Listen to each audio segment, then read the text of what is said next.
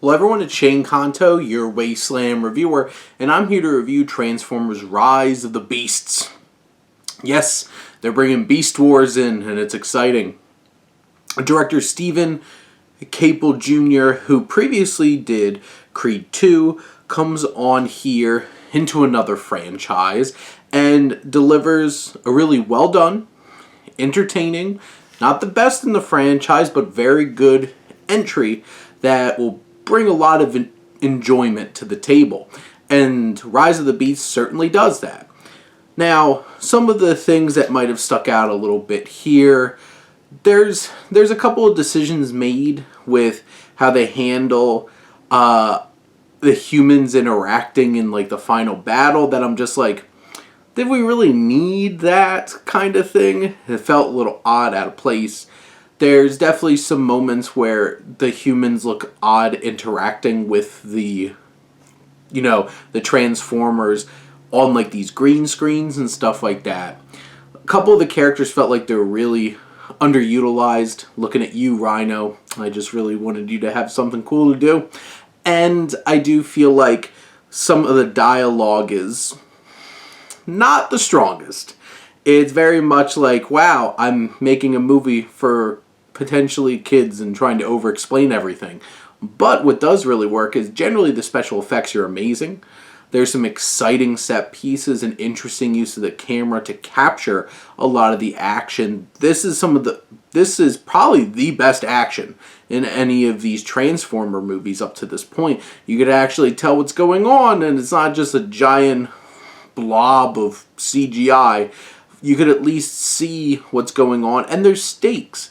And the characters, some of which, like the two human characters at the center of it, with Anthony Ramos and Dominique Fishback, I think their characters have a decent amount of depth and are probably the second best human characters, right behind Haley Steinfeld from Bumblebee.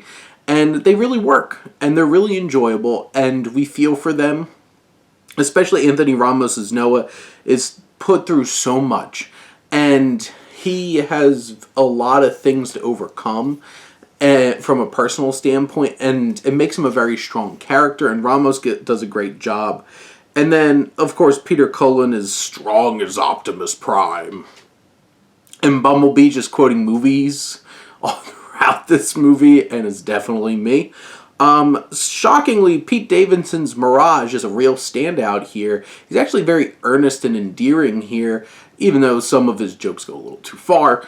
But some of the other standouts, like Michelle Yeoh as like the Eagle, Ron Perlman as Optimus Primal, which is the big gorilla. Even Peter Dinklage, who plays Scourge, who's like the main henchman antagonist for Unicron, played by Coleman Domingo. You even have the likes of MJ Rodriguez from Pose and Cristo Fernandez from Ted Lasso and John DiMaggio.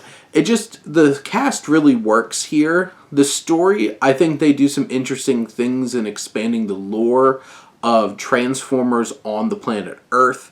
And in general, it's very MacGuffin-y, and there's specific things that they need to accomplish and chase after those items. But overall, I think this is an exciting, fun, energetic film that sets up some interesting things and potentially crossovers moving forward.